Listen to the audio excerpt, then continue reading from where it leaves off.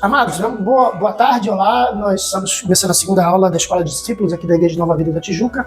Sou o professor Alexandre Passos e estamos ministrando aqui para a turma que vai se batizar em breve, se Deus quiser, daqui a mais 6 aulas. Então, nós estamos na segunda aula, então se prepare para crescer na graça e no conhecimento da palavra. Livros da Bíblia que vamos, a página é 39, para você que tem a apostila em casa, página 39 deste livro, escrito pelo Bispo Lutero. Temos uma notícia muito interessante para te dar. Para Deus, você é um recém-nascido. Sim, aquela pessoa cheia de pecados indiferentes à voz de Deus, que pode até ter sido perseguidora, zombadora do Evangelho. Essa pessoa não existe mais. No dia da sua conversão, você renasceu em Cristo. Jesus revelou essa verdade quando perguntado como alguém poderia ser salvo. Texto bíblico de João 3, versículo 3 a 6 diz: E isto respondeu Jesus: Em verdade vos digo que se alguém não nascer de novo, não pode ver o reino de Deus. O que é nascido de carne é carne, o que é nascido do Espírito é Espírito. Esse versículo faz parte de uma história do Zaqueu.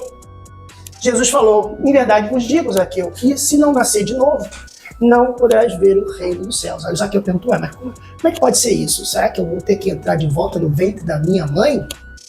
E aí Jesus disse: que é nascido de carne é carne, o que é nascido de espírito é espírito. E aí foi quando ele disse isso: aquele que não nascer de novo, aquele que é carne, que é nascido de espírito em espírito.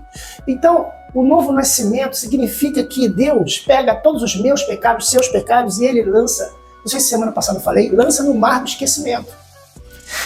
O problema é que nós é que lembramos. Nós é que lembramos do que a gente fez ontem, nós é que lembramos do que a gente fez em 1957, né?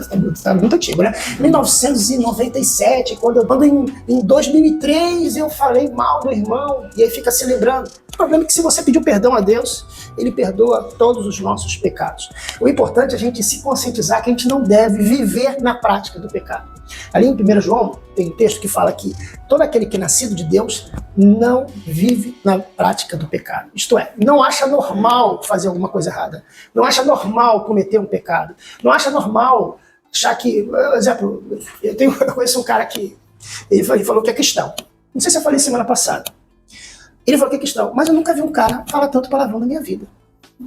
Ele fala até português, inclusive. Às vezes eu ouço até ele falar português.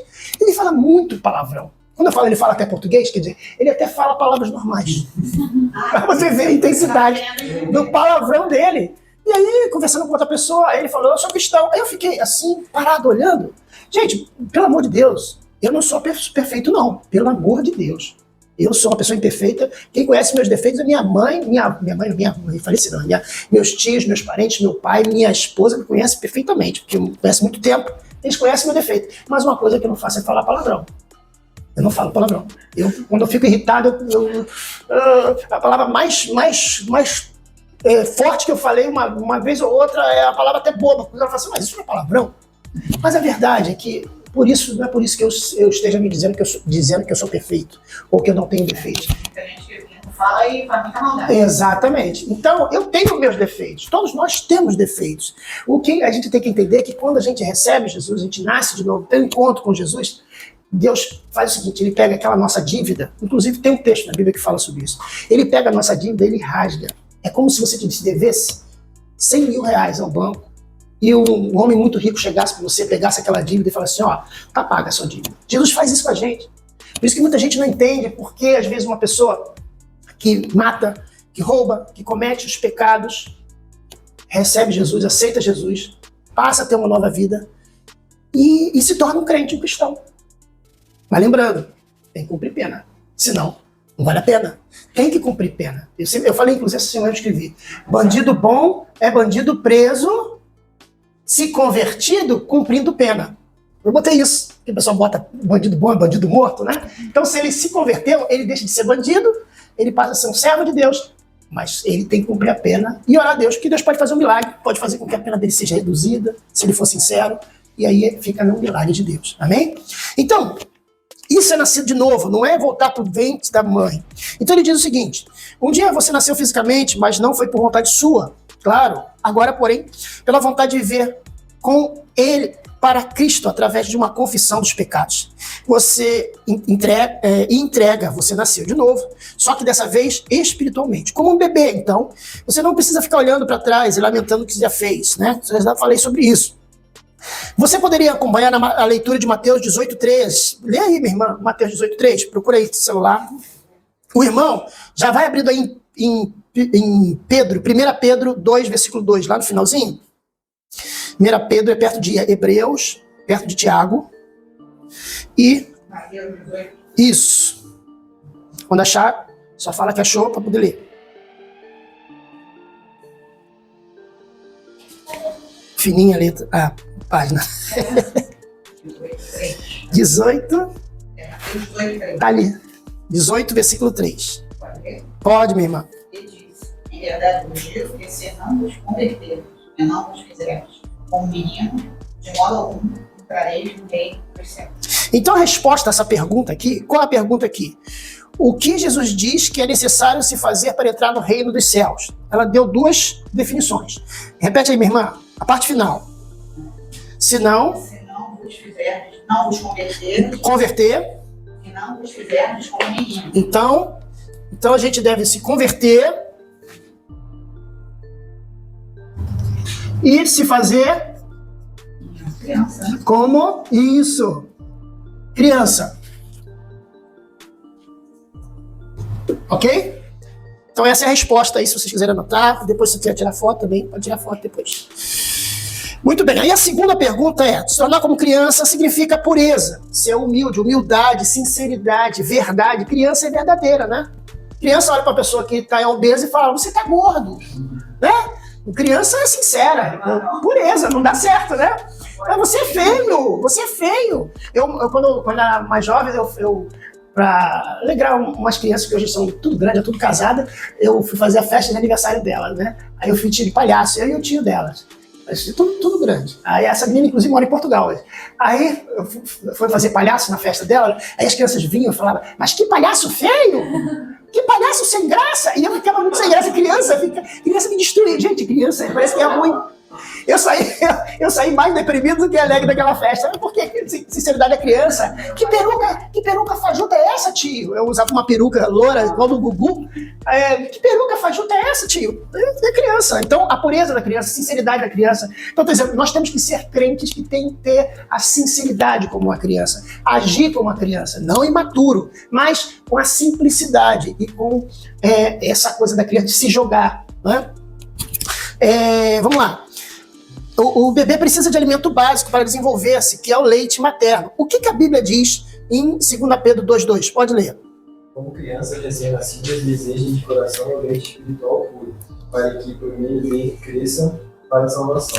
Então a resposta aí é o alimento, o leite espiritual para alimento. Leite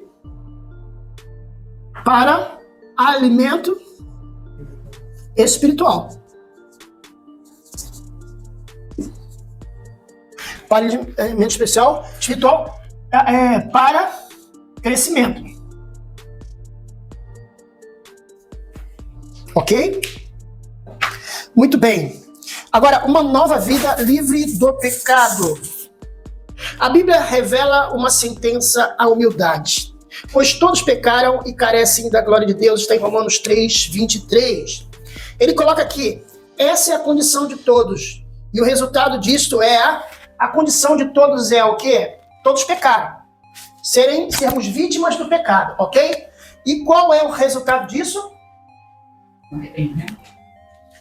Todos nós temos o pecado na nossa vida. Todo ser humano, todo.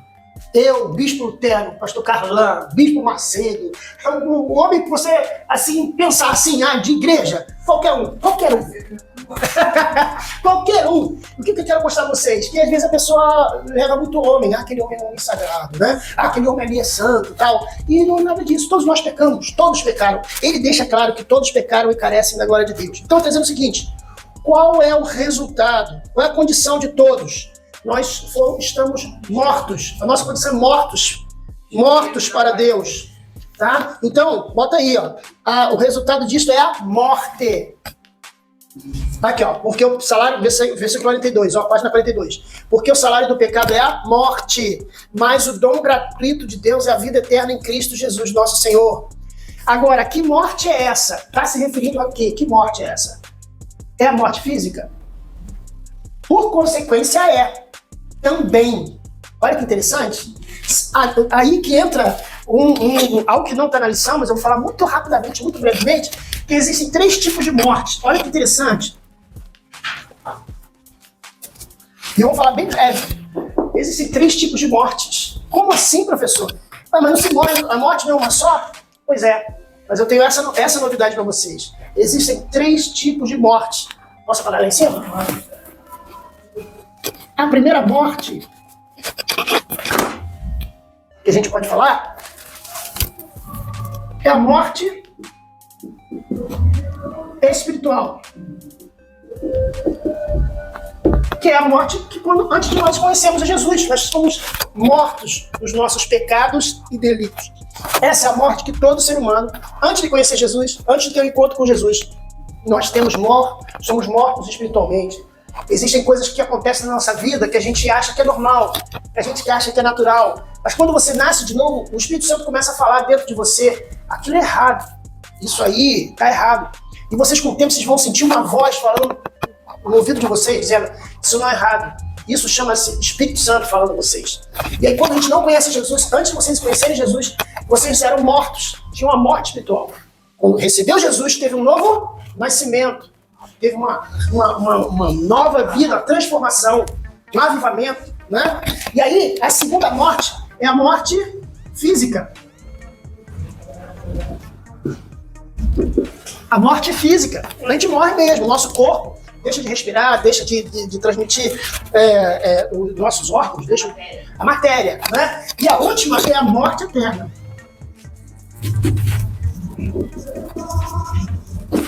Morte eterna. Como é que é isso? Morte espiritual. Antes de conhecer Jesus, morte física. Se você aceita Jesus, ó, isso aqui, ó, é deletado na sua vida. Você passa a ter uma nova vida. E aí você morre com Cristo. Você não pode herdar, você não herda essa morte eterna. A morte eterna significa com aquela pessoa que não recebeu Jesus, que não quis aceitar Jesus, que não teve encontro com Jesus, que viveu a vida toda sem reconhecer Jesus como seu Salvador. A Bíblia diz que aqueles que não reconhecerem Jesus como seu Salvador, que um dia vão ter que, todo joelho se dobrará, mas nem todos eles vão ser seguidores de Jesus, eles vão ser lançados no lago de fogo, onde tem a morte eterna. A morte eterna significa o seguinte, é dor eterna, é o inferno. Então, quando o crente recebe Jesus, ele até pode ter morte física, mas ele tem a vida eterna, não a morte eterna. Aquele que não recebe Jesus, aquele que não deseja receber Jesus, ele vive na morte espiritual, quando tiver a morte física, vai herdar a morte eterna. Ok? Então, deu para entender isso? As 3 mortes que existem? Ok? Então, aqui está falando da morte espiritual. Olha só, não se trata da morte física, que é essa primeira aqui, ó, mas a morte espiritual. O que é o pecado? Você está perguntando. O pecado é aquilo que separa você da vontade de Deus. É tudo aquilo que impede de obedecer a Deus, o que quer que você faça. O problema é que existem muitas perguntas que as pessoas fazem, se é pecado fazer isso ou se é pecado fazer aquilo. Às vezes eu vejo umas coisas na internet que é falta de estudar a Bíblia, é falta de ver a escola dominical, é falta de perguntar ao pastor, de perguntar a um professor. Então, às vezes a pessoa pergunta, por exemplo, as mulheres, né? Usar calça comprida é pecado? Antigamente tinha muito isso. Há 20 anos atrás, minha irmã, ainda tem igreja hoje que é assim. Igrejas radicais, mas não pode cortar. Por exemplo, a irmã, com o cabelo desse tamanho, ela seria aplaudida entrando dentro da igreja. Mas se ela cortasse o cabelo tipo Joãozinho, né? Tem corte Joãozinho. Nem sei se existe mais, é antigo isso aí, né? É curtinho, o quê? Ai, aquilo ali é uma devassa dentro da igreja. Então tem igreja que é muito radical nesse sentido. A mulher não pode usar calça comprida, não pode usar uma maquiagem, não pode usar um brinco, né? O homem não pode usar barba. Esse irmão é fariseu. Barba. Ih, rapaz, o bigode pode, barba não pode. Dá pra entender. Então existem essas regras criadas pelo homem, não tem nada na Bíblia que fala isso. Então, isso não é pecado, que o irmão tem barba ou que a irmã tá com brinco. Pecado é você mentir, pecado é você ser fofoqueiro, você roubar, você ser corrupto, você enganar, você viver na falsidade, trair a mulher trair o marido. Isso é pecado. E para a gente entender muito bem o que é pecado é o que é no gênero do absoluto. Vou dar um exemplo para vocês. Matar na Inglaterra é pecado? Não sei.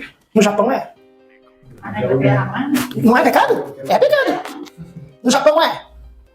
Numa tribo de índio, lá no Amazonas, é pecado? É algo...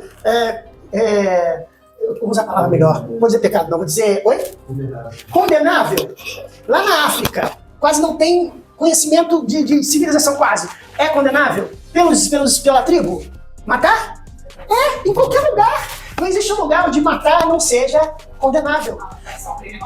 Não, mas eu digo assim, em relação à sociedade, em relação à vida social. O bandido matar é até um favor. Eu estou falando na vida social. Na vida social, uma tribo indígena pode ser lá no Alasca, matar. Ou, por exemplo, um homem roubar a mulher do outro. Em qualquer lugar, Não existe uma... Não, aqui na nossa tribo tá tudo bem. Ele pega a mulher dela, ele pega a mulher dele. Não existe uma normalidade isso. Para eles é condenável. Então isso é pecado. Entende o que é pecado? É quando você faz algo que em qualquer lugar seria pecado. Por exemplo, aqui, imagina eu chegar aqui do saiote escocês. Né? Ia ficar estranho, né? Mas na Escócia, os irmãos vão de kilt para a igreja. Então não é. Então, é pecado usar saia? Não é pecado usar saia, dependendo da cultura, não é pecado. Né? O meu primo viajou, foi missionário em Moçambique, na África, durante 12 anos. Ele foi, agora está aqui no Brasil trabalhando com o pessoal que veio fugido da guerra do Afeganistão. Afeganistão não, aquele que tem lá, como é que era o lugar? Onde tem os aviões, do avião ir embora, que o pessoal ficou desesperado. É Síria, né? Eu acho que é Síria. Vieram, ele hoje trabalha com esse pessoal, está aqui no Brasil de volta. Mas ele falou muita coisa que ele via lá na África e que ele teve que adaptar para eles entenderem. Porque tinha gente lá que não sabia o que eram muitas coisas que ele falava. Ele lia o texto da Bíblia, não tinha. Então o que ele fazia? Ele adaptava às vezes alguma realidade para eles entenderem. Então, dependendo do local, da região, da cultura, você tem que tentar trazer essa ideia. Então, pecado é isso, gente. Pecado é aquilo que nos afasta de Deus. Pecado é aquilo que desagrada a Deus. Pecado é aquilo que é condenável. Pecado é aquilo que você faz e que você sente que não foi certo eu fazer aquilo. Em nenhum lugar do mundo fofoca é legal. Em nenhum lugar do mundo trair o irmão é legal. Por isso que é pecado. Agora, usar brinco, até inclusive homem, usar brinco, tatuagem, essas coisas todas, é conversável, orientável. Eu não vou dizer para o jovem, falar assim, não, tatuagem está tudo bem. É claro. Mas esse versículo fala sobre marcar em homenagem aos deuses. Porém, se o jovem me perguntar, fala assim, você precisa fazer? No final, todo jovem que me perguntar se é pecado, tatuagem, eu falo, não é pecado. Mas aí, depois que eu tenho uma conversa com ele, ele sai falando assim, realmente não vou fazer não. Principalmente se for pra glória de Deus, eu acho que talvez... Tem gente que faz, né? Jesus, bota Deus, depois só a pessoa que fez um Jesus gigante das costas. Mas cada um tem que se responsabilizar do que faz. Por quê? Eu sempre pergunto pro jovem, por que você quer fazer a tatuagem? Qual o objetivo? Sabe, a tatuagem, pra sair, é caríssimo. Você tem dinheiro pra isso? Se você for procurar, não dá? Dói, pode infeccionar, tem vários. Então existem vários argumentos. Antes de eu chegar e falar assim, é pecado. Ao invés de eu falar que é pecado, eu tenho que explicar pra ele o porquê, saber por que ele quer colocar tatuagem, saber por que ele quer fazer essa mudança. Né? Professor, é pecado pintar o cabelo de roxo? Não, não é pecado. Mas por que você quer pintar o cabelo de roxo? Né? No final, a pessoa pode até pintar o cabelo. Mas eu vou explicar pra ela por que não tem necessidade, é desnecessário. Agora, é pecado ter várias namoradas? Aí sim, pô, pelo amor de Deus. É isso, o garanhão da igreja? É isso, tá amarrado. Então, não pode ser assim, então tem que ser bem entendido. Vamos ver aqui.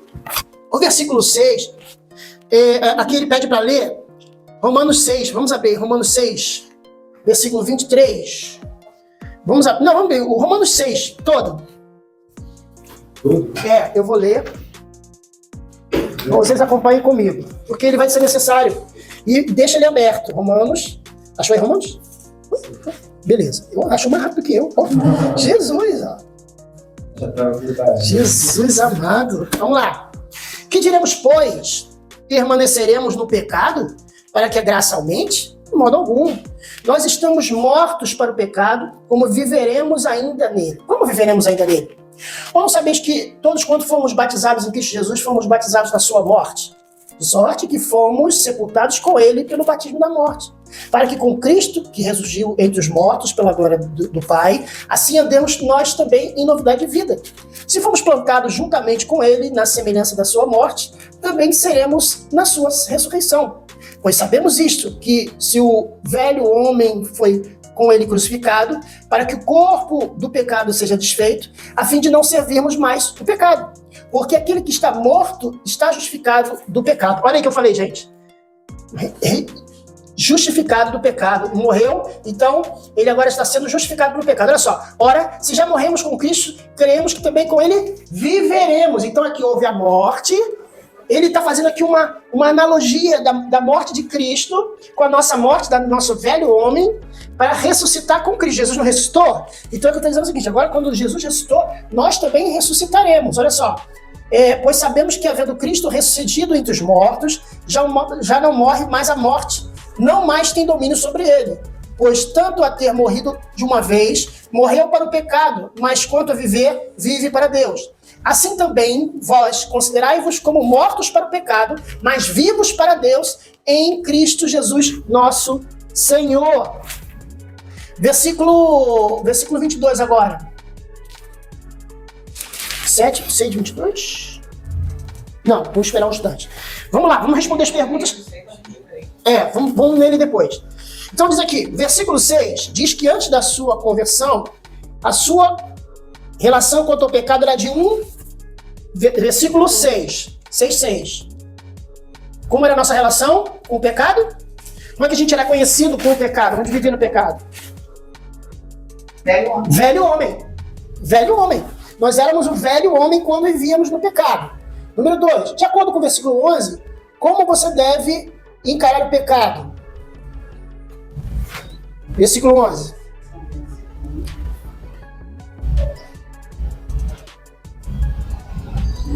Mortos para o pecado.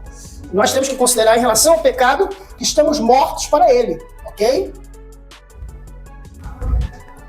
Sendo assim, você está condenado pelos seus pecados? Versículo 7. Em relação ao pecado, nós somos justificados.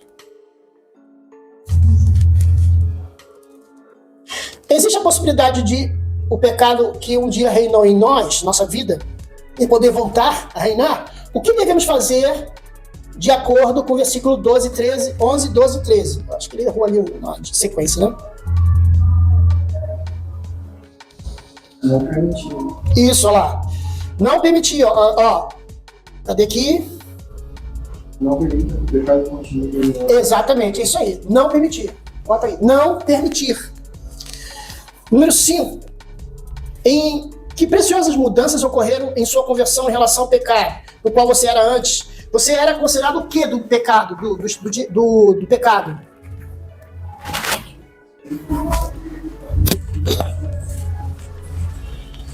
Escravos. Nós éramos escravos do pecado. No versículo 18 a 22, fala que nós éramos escravos, servos do pecado. Depois nos tornamos servos da justiça. Então servos do pecado. Claro. Desculpa. Me perdoe, meus irmãos. Vocês estão anotando tudo? Me perdoe. E olha que eu nem tomei meu remédio hoje, hein? Se eu tivesse tomado meu remédio de Jesus Cristo. Mas eu que te peço desculpa, que foi rápido demais. É porque a letrinha também não ajuda, né? Pequenininha, né?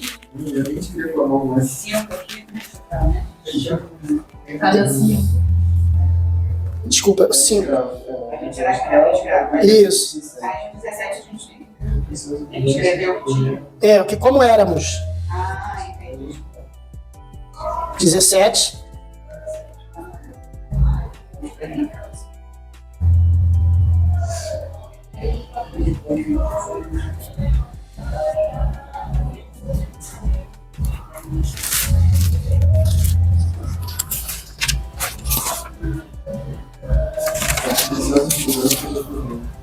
Não, 18 é verdade. 18 é? Não. Servos da justiça. Nos tornamos servos da justiça. Não, mas obedecer. Obedecer é 17, né? 17. É obedecer de coração. Isso. Isso, é a condição, ok? Condição é obedecer de coração. O 18 qual é a consequência de nós obedecermos de coração? Nos tornarmos servos da justiça. Por quê? Porque antes nós éramos servos do pecado, certo? E finalmente fomos feitos... Lê aí, devagarzinho.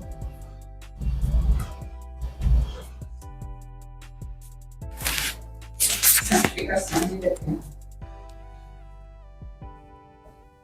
Qual a consequência? A vida eterna. Não, a vida eterna está até lá em cima. Mudanças que ocorreram na sua conversão. Mas qual a consequência? Nós fomos servos de Deus. Servos de Deus. Aqui a sequência a gente era servo do diabo, depois nós fomos feitos servos da justiça e finalmente servos de Deus. Quando a gente fala servo do diabo, parece que a gente vivia num grupo de homens encapuzados de preto,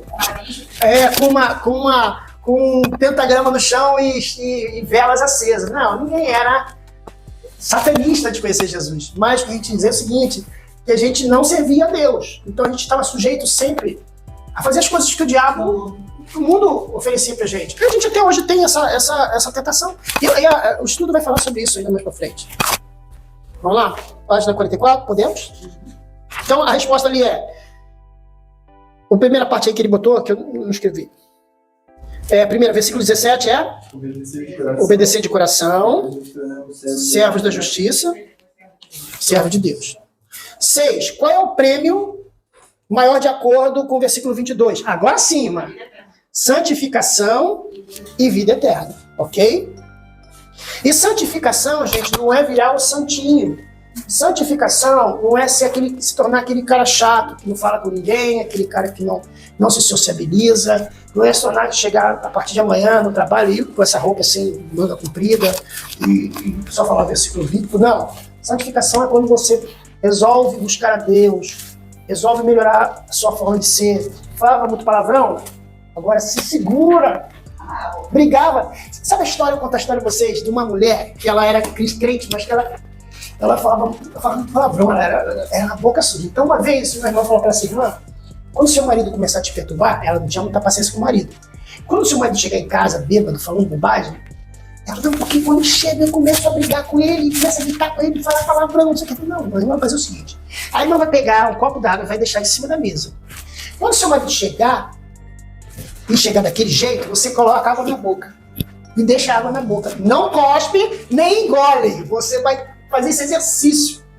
E o marido, quando o marido dela chegava, ela botava ela na boca, ficava com água na boca assim, ele falando, ela só balançando a cabeça, mas a vontade dela era cuspir aquela água, ela jogava nele, ou engolia a água e falar poucas e boas. E com o tempo, segundo a história, não sei se é verdade ou não, ela começou a dominar esse sentimento dela, o domínio próprio, o sofrimento dessa mulher. Chega homem, chega bêbado, falando bobagem, ainda ficar calada, né? Então foi dessa forma que ela foi tratada e depois o marido dela, segundo a história, se converteu, né? Ficou com a boca fechada, né? E não cuspiu e nem engoliu a água. Então a verdade é que nós temos que buscar a santificação, buscar melhorar, ser uma pessoa diferente, uma nova vida, uma nova mente.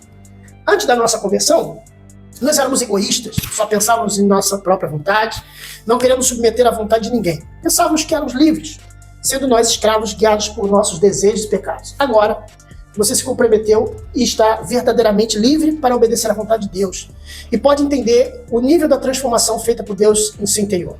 O sistema que impera esse mundo é forte, violento e intenso. Ele trabalha para fazer-nos escravos de uma rotina de obedecer à nossa vontade da nossa carne. Basta ligar a televisão ou entrar na internet, ler revistas, jornais, já constatar que o quadro se repete. Sensualidade, comodismo, consumismo desenfreado, violência e egoísmo. Não há nada de novo. Veja, irmãos, o problema é que nós ainda temos que conviver nesse mundo. Seria tão fácil a gente aceitasse Jesus e sumisse. Mas não é, a gente tem que aceitar Jesus, tem que viver no mundo. Onde a gente vê gente falsa, gente mentirosa, onde a gente tem que conviver com gente que a gente tenta suportar, tenta ajudar, gente que nos trai, gente que mente com a gente, E gente como se diz assim, trabalha na nossa paciência. Tem gente que vai colocar na nossa frente pra gente ter paciência com essas pessoas. E aí, a gente tem que conviver com elas ainda. Vamos abrir em Romanos 1, 12, versículo 2. Romanos 12, versículo 2. E aí nós vamos responder as perguntas baseadas nesse texto. Quem achar pode ler. Não se amoldem ao padrão deste mundo, mas transformem-se pela inovação da sua mente para que sejam capazes de experimentar e comprovar a boa, agradável e perfeita vontade de Deus. Aqui o texto dele diz, não se amoldem. Tem uma versão que diz, não se conforme, não vos conformeis com este mundo. Ou seja, não seja conformado. Isso. E o que é conformar? Aceitar. Tomar forma. Tomar forma. Perfeito. Não ter que amoldar. Moldar. Você, como uma forma, né? Forma de gelo ou de bolo, você toma aquela forma. E aí diz, ó, não toma a forma do bolo do mundo. Isto é, seja diferente do mundo. Se os caras ali roubavam, não roubam mais. Eu acho que você contei você do dinheiro que apareceu lá na carteira. Apareceu a carteira, não sei se eu contei antes de chegar. Contei não. Trabalhava, dava uma aula num curso. Eu até posso falar do curso, Ciência Computadores, em 2010. Eu dava aula lá, aí uma menina chegou, a gente estava na sala de professores, conversando, num hora de descanso, aí ela chegou e falou assim, ó, achei uma carteira, caiu na sala de aula de um aluno. Aí eu abri, tinha R$300. Só tava nós três no curso. Era tipo um sábado assim, que quase ninguém vai. Aí ela, ó, 100 para cada um. Isso. Eu dividi. Já chegou falando isso. 100 para cada um. Ela falou assim, ó, não me coloca nessa história, não me meta nessa história, porque o dia que eu aceitar com você R$100, o dia que você pedir uma oração porque eu sou crente, você vai jogar na minha cara, então eu não quero não. Porque eu tô aqui, eu sou aqui professor, mas no dia que eu pisar na bola aqui, você vai jogar na minha cara. E falei mesmo pra ela, eu não aceito, e você não vai ficar com esse dinheiro. Ela ficou assim. Parou. Então, acho que a primeira coisa que ela deveria ter pensado era quem era e na carteira uma pessoa. Ela falou, não, vai ser tranquilo o esquema aqui, eu vou ligar pra ele dizer que eu acho a carteira, mas não tinha nada dentro. Gente, mas às vezes você tem que se colocar no lugar do outro e imaginar se fosse você, né? Pagar uma Porque luz, às vezes a pessoa pegou aquele dinheiro que era um mês todo, por exemplo. comprar um remédio. Pois é. A pessoa não coloca, a primeira coisa, ela botou a cabeça pra dentro da sala, nunca esqueço. Não vou fazer nada dos outros. Vamos dividir. Eu falei, não quero, não faço parte. Eu não sei nem que ele vai decidir. Aí já é Eu não sei nem que ele vai decidir, mas eu não quero. Pra mim, cuidar disso. Não quero. Aí ela ficou sem graça, aí ela foi, ligou pro rapaz e devolveu. Então tem que se posicionar. É errado, eu não participo disso. Tá errado isso. É claro que o crente também não tem que ser chato, né? De repente você tá lá e uma situação que não te perguntaram, você não foi perguntado, e você querer dar um de crente valentão e querer se meter. Não, se não me perguntar, eu não falo nada. Eu convivo com pessoa que... Eu convivo com homossexual, eu convivo com um cara que fala palavrão toda hora, eu convivo com todo mundo. Uma mulher que eu sei que já me disseram que ela é fofoqueira, eu convivo com todo mundo. Mas não é por isso que eu vou. Nós estamos de crente, você que é fofoqueira, você que é... A Bíblia diz que os homossexuais não vão herdar o reino de Deus, a Bíblia diz que você não deve falar palavra torta. Não me meto, mas se me perguntar, se porventura chegar um momento que eu sentir que eu tenho que falar, aí sim, aí eu vou pedir a Deus sabedoria para falar. Então a gente tem que ter esse entendimento, tá? A gente não toma forma desse mundo. Então, número 1 diz, podemos nos conformar com o que o sistema nos oferece incessantemente? Não, não podemos nos conformar. Número 2, a nossa mente tem que continuar tendo a mesma forma de interpretar os fatos como era antes da conversão? Não. A nossa mente tem que pensar o seguinte, o que Jesus faria nesse caso? O que o apóstolo Paulo faria?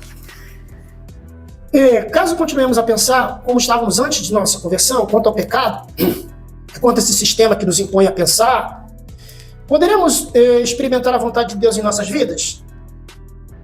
Da forma que o mundo nos impõe a pensar. Não conseguiremos. Se a gente for pensar da forma que nós éramos antes, nós não podemos. Número 4. O que você deve então fazer com a sua maneira de pensar sobre o que nos rodeia, nos tentando fazer pecar?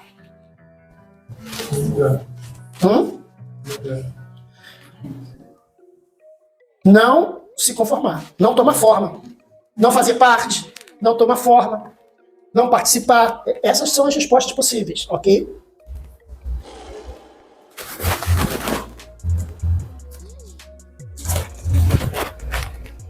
Eu vou ler um texto aqui e vocês vão responder aqui para mim.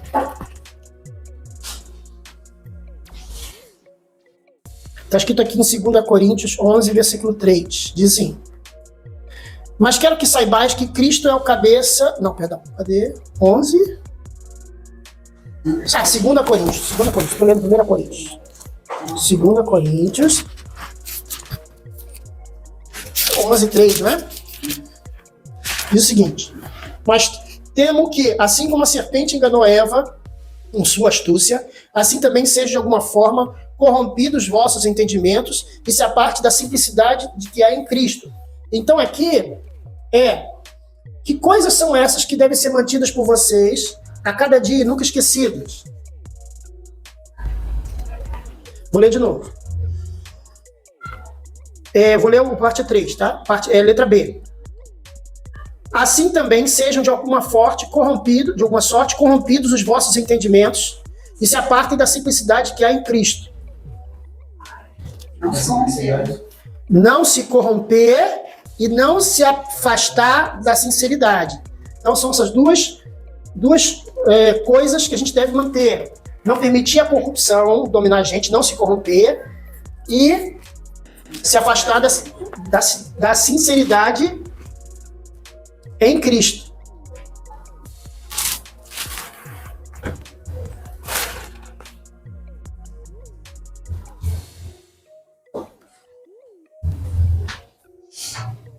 Ok?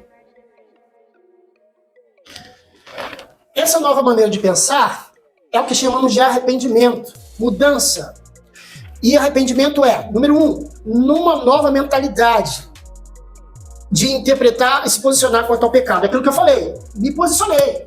Não vou participar. Número 2, uma nova mentalidade em se posicionar quanto ao que o sistema prega diariamente o tempo de impor. É normal homem casar com homem, mulher com mulher. Não, não é normal. Não é bíblico. Agora o mundo faz o que ele quer da vida dele. Se me perguntar, aí vai ter conversa. Meu trabalho na faculdade era assim: não me pergunte as coisas. Se você me perguntar as coisas, eu vou falar qual é a minha visão daquilo. Agora, se você não me perguntar, tranquilo. Fiz trabalho de faculdade com pessoas homossexuais, com lésbica, fiz normal. Agora, se você me perguntar, até um dia que ela veio me perguntar, eu fui lá, falei com ela. Preguei Jesus para ela. Agora, quando você é um cara chato, na hora de fazer o trabalho, eu vou falar para pregar o evangelho. Mas com o meu testemunho, com o meu dia a dia, respeitando ela, amando ela, fazendo os trabalhos com ela, conversando com ela, ela sentiu a vontade de conversar comigo. Né? E depois eu soube que ela até mudou a sua atitude. Eu fiquei sabendo depois. Número 3, uma nova mentalidade de interpretar e posicionar quanto aos relacionamentos com Deus. Isto é, antes a gente não ligava para relacionar-se com Deus, não ligava para ir para a igreja, não ligava para ler a Bíblia. Hoje, a gente tem isso em mente, que a gente deve ter o desejo de ler a Bíblia todos os dias, de buscar a Deus, de orar a Deus, de buscar a face do Senhor. Vamos correr um pouquinho, porque o tempo já hoje são que horas? São 24. Então tem 6 minutos aproximadamente. Eu vou ler rapidamente. Passando a pensar assim, é que caracterizamos que a nossa forma de pensar reflete exatamente a mente de Cristo, ok? O texto fala sobre a mente de Cristo. A nossa mente deve buscar ter o mesmo pensamento da mente do Eterno, do Cristo. Concluindo esta primeira aula, que esperamos ter sido muito proveitosa para a vossa consolidação da fé em Cristo, leremos juntos o texto de Filipenses 4, do 6 a 8. Abre aí, Filipenses 4. E esse texto eu acho maravilhoso, eu já preguei várias vezes esse texto. É um texto assim que você pode ler, você pode pregar 5, 6 vezes nas igrejas que você for, e vai ser bênção. 4, versículo acho que é 6 a 8, né? 6 a 8. Eu vou ler com os irmãos acompanham, ok? Não andeis ansiosos. Olha que texto maravilhoso. Bota na porta da sua geladeira esse texto. Coloca na sua vida, coloca no seu carro, coloca na porta do seu quarto, na porta da sua cozinha. Olha que texto maravilhoso. E não só Deus pode ter dado uma inspiração para Paulo para escrever isso. Olha só. Não andeis ansiosos por coisa alguma, mas em tudo, pela oração, pela súplica, com ações de graças, sejam as vossas petições conhecidas diante de Deus. E a paz de Deus, que excede todo entendimento, guardará os vossos corações e as vossas mentes em Cristo Jesus. Quanto ao mais, irmãos, tudo que é verdadeiro, tudo que é honesto, tudo que é justo, tudo que é puro, tudo que é amável, tudo que é de boa fama, se há alguma virtude, se há algum louvor, nisso pensai. Olha que texto maravilhoso, trocando em miúdos, olha só. A gente não deve andar ansioso, mas a gente deve pedir em oração. Olha que interessante. Mas em tudo pela oração pede. As nossas petições têm que ser conhecidas diante de Deus. E aí, depois que a gente pede, aí que vem a resposta da pergunta aqui. A resposta da pergunta é: o que é que guarda a nossa mente em Cristo Jesus? A paz de Deus. Ela guardará os nossos corações. E ele finaliza dizendo que a nossa mente deve estar sempre em coisas agradáveis e boas. Pensar em tudo que é bom, tudo que é de boa fama. E tem pessoa que só pensa em desgraça. Eu conheço tanta pessoa que assim, você vai conversar com ela. Eu me lembro que outro dia eu até procurei no YouTube. Eu era criança, eu via os filmes do Jerry Lewis. Você já ouviu falar do Jerry Lewis? Comediante antigo, na década de 50. E tem um filme dele que ele tinha um problema, ele tinha uma doença que tudo que a pessoa falava, ele sentia a dor. Então ele era enfermeiro no hospital. Ele foi levar a mulher para tomar um banho de sol com os amigos doentes, idosos. Aí ela começava a descrever para o amigo o que ela sentia. E ele começava a sentir aquilo, e aquilo era tão engraçado, eu ria tanto, aquilo era uma comédia, claro. Então tem pessoas que são assim, eu conheço pessoas que você vai sentar para conversar com ela só fala de doença. Até no supermercado dela. Por quê? Ou então só fala de desgraça. Tá na fila, a pessoa só quer falar. Só fala de desgraça. Ah, você viu que mataram não sei o quê, que mataram não sei quem, que morreu não sei quem. Ah, porque não sei o quê, minha vida tá assim, sim. Pois é! E Paulo está dizendo que a gente deve pensar em tudo que é bom, tudo que é de boa fama, tudo que é... Claro que existem coisas que a gente tem que conversar. Mas tem gente que só pensa assim. E aí a gente tem que buscar sempre trazer boas coisas para os nossos pensamentos. Até o mundo pensa assim. Até os filósofos, até pessoas de outras religiões falam. A gente deve falar coisas boas, a gente deve transmitir bons pensamentos, né? Tem que ter, como é que chamam? Bom astral. Né? Até o mundo que não conhece Jesus, que não conhece a Bíblia, pensa assim. Para finalizar, meus irmãos, eu agradeço a paciência. Agradeço a paciência dos irmãos. 48, deixa eu ver. Se falta alguma coisa. Ah, é? Devemos esconder de Deus algo que nos deixa ansiosos? Orar sempre. E expor a Deus tudo. Falar com Deus tudo. Senhor, o problema é esse. Sim. Amém, irmãos? Aqui tem a conclusão, né, que é o resumo da nossa aula. E eu gostaria que vocês, semana que vem, trouxessem, escrevessem no papel à parte, como você nos responderia essa pergunta, depois do que aprendeu hoje. A pergunta está lá. Onde essa lição se aplica em minha vida diária? É claro que não precisa detalhar. Não, porque eu fazia isso, não. Eu hoje me sinto assim, eu tinha essa dificuldade, estou sentindo diferença na minha vida, eu estou sentindo alguma experiência diferente. Se vocês puderem, com 10 linhas, tem como você escrever. Redação. Não vai estar sendo levado em consideração língua portuguesa, só a sua história, tá bom? Eu acho que vai ser importante. Vamos ficar de pé. Sucinto. É o seu testemunho. Eu costumo dizer, nem todo mundo sabe pregar, mas contar o que Jesus fez na sua vida pode. Não é?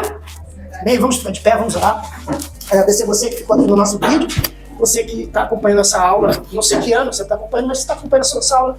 Deus te abençoe rica e abundantemente, tá bom? Paz.